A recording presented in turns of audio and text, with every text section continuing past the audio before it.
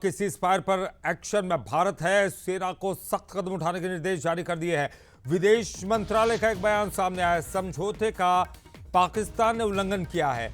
ये कह रहे हैं विदेश मंत्रालय की तरफ से जो बयान सामने आया उसमें कहा कि समझौते का पाकिस्तान ने उल्लंघन किया, पाकिस्तान ने सीज फायर तोड़ा, भारत ने जवाबी कार्रवाई की। हर स्थिति पर हमारी नजर है, ये बड़ी बात है क्योंकि सीज फायर का उल्लंघन तो हुआ है और अब ये विदेश मंत्रालय की तरफ से भी सामने आ गया है। ये बड़ा बयान विदेश मंत्रालय की तरफ से और सेना को सख्त कदम उठाने के जो है यहाँ पर निर्देश दे दिए गए हैं, यानी कि कोई भी किसी भी प्रकार का हम जो है समझौता नहीं करेंगे। अगर ऐसा कुछ होता है, पाकिस्तान हम पर हमला करता है तो हम उसका माकूल जवाब देंगे। सैन्य कार्रवाई को रोकने का समझौता आज शाम को हुआ था। पिछले कुछ घंटों से इस समझौते का पाकिस्तान की ओर से घोर उल्लंघन हो रहा है। भारतीय सेना जवाबी कार्रवाई कर रही है और इस सीमा अतिक्रमण से निपट रही है। ये अतिक्रमण अत्यंत ही निंदनीय है और पाकिस्तान इनके लिए जिम्मेदार है। तो देखिए, विक्रम मिस्री साहब कह रहे हैं कि पाकिस्तान ने उल्लंघन किया है। एक समझौता था लेकिन समझौते का उल्लंघन तो पाकिस्तान ने किया है। तो अब भारत की तरफ से भी जवाबी माकूल कार्रवाई की जाएगी अगर ऐसी परिस्थिति बनती है, और की भी है। भारत ने जवाबी कार्रवाई की है। शरीफ सरकार की बात सेना नहीं मान रही, ये बात तो सामने आ ही रही है। क्या पाकिस्तान में तख्ता पलट हो सकता है, ये भी हमारा एक बड़ा सवाल है, क्योंकि संदेह ऐसा व्यक्त किया जा रहा है। लेकिन बड़ी बात यह कि चाइना इसके पीछे है। और चलिए सीधे हम रुक करेंगे। ब्रह्मदीप अलूने जी, विदेश मामलों के जानकार, इस वक्त हमारे साथ फोन लाइन पर जुड़ गए हैं। अलूने साहब, आप कैसे देखते हैं, क्योंकि हम लगातार कह रहे थे कि जो चाइना है वो मिडिल ईस्ट पर अपना दबदबा कायम रखना चाहता है, लेकिन पिछले कुछ दिनों से देख रहे हैं कि जैसे अमेरिका ने यहाँ पर एंट्री की है, समझौते की कोशिश की है, सीज फायर के लिए मध्यस्थ बनने की कोशिश की है, मुझे लग रहा है कि कहीं चाइना को ये पसंद नहीं आ रहा है। क्या आपको लगता है यही एक बड़ी वजह है कि पीठ पीछे से अभी तक जो सहयोग कर रहा था पाकिस्तान का, अब वो सीधे सीधे सामने आकर कह रहा है कि हम पाकिस्तान के साथ खड़े हैं?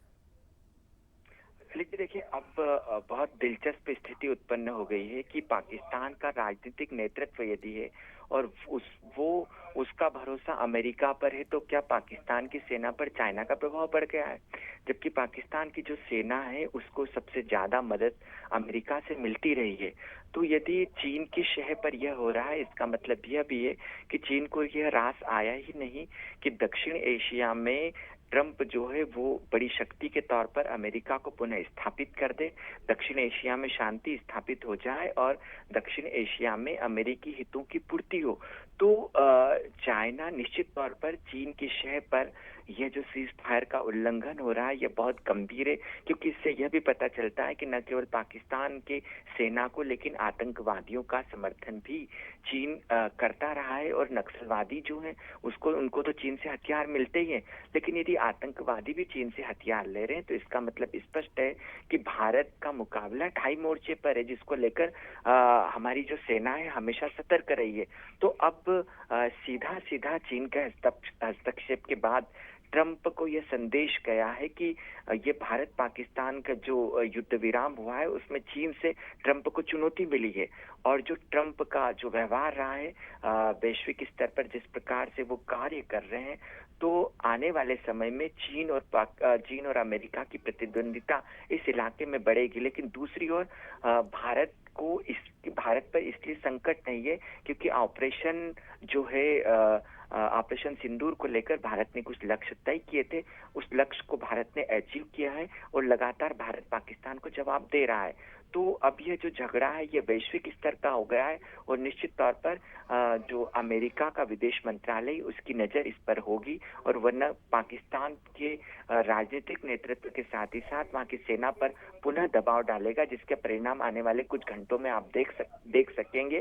क्योंकि भारत के वैदेशिक मंत्रालय ने सार्वजनिक तौर पर यह बयान दिया है कि पाकिस्तान जो है वो सीज फायर का उल्लंघन कर रहा है। तो स्पष्ट है कि अमेरिका तक ये संदेश गया भी है और अमेरिका की नजर इस पर होगी। ललित जी।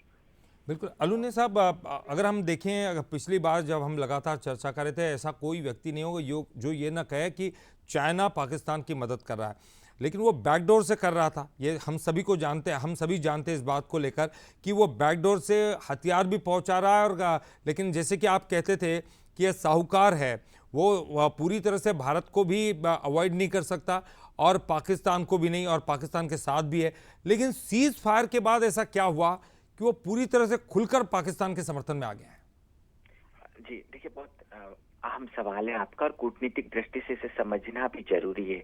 दरअसल चीन ने जब ये बयान दिया था कि हमारे दोनों पड़ोसियों का मसला है ये, तो ऐसा कहकर चीन ने भारत को जताने की कोशिश की थी कि चीन भारत के आंतरिक मामलों में या भारत और पाकिस्तान के मामलों में हस्तक्षेप नहीं करता है।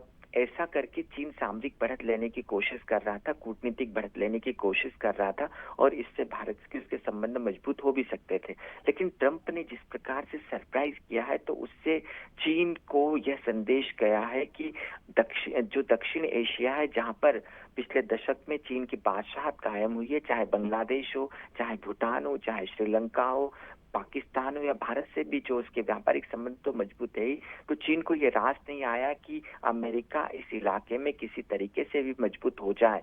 अब ऐसे में भारत पर तो दबाव डाल नहीं सकता था कि भारत इस समझौते को नहीं माने। पाकिस्तान एक ऐसा अस्थिर राष्ट्र है जहां पर गुंजाइश होती है वहां के राजनीतिक नेतृत्व और वहां की सेना में दूरियां बढ़ाने की, और उस गुंजाइश का इस्तेमाल किया है चीन ने। और चीन ने पाकिस्तानी फौज के साथ खड़े रहकर आसिफ मुनीर जो है उसकी जो मानसिक स्थिति है, जो पिछले दिनों में देखा है कि वो नजरबंद हो गए थे फिर वापस आए, तो चीन ने बहुत ही शातिराना तरीके से आसिफ मुनीर का उपयोग करते हुए इस युद्ध विराम का उल्लंघन करवाया है, और इससे भारत पाकिस्तान में एक बार फिर तनाव बढ़ गया है।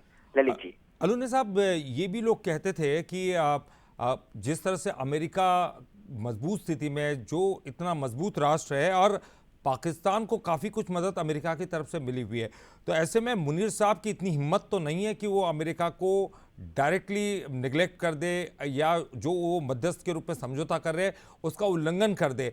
तो आपको ये भी लगता है कि चाइना की तरफ से, चाइना समर्थित अधिकारी सेना में हो सकते हैं, और ये अंदर सेना का भी वार शुरू हो सकता है?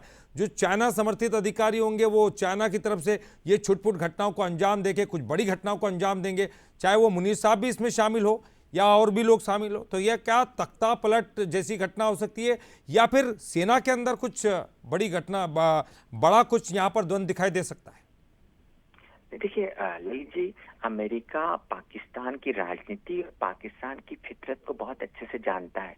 वह यह भी जानता है कि जो पाकिस्तान की सेना है उसमें जो कट्टरपंथी तत्व है वो हमेशा अनियंत्रित होते हैं, और समय समय पर वो अनियंत्रित व्यवहार भी अपने देश में करते हैं। आप देखिएगा, आपको याद होगा कि जुल्फिकार अली भुट्टो को अमेरिका का समर्थन प्राप्त था, और अमेरिका के चाहने के बावजूद जियाउल हक ने जुल्फिकार अली भुट्टो को फांसी पर टांग दिया था।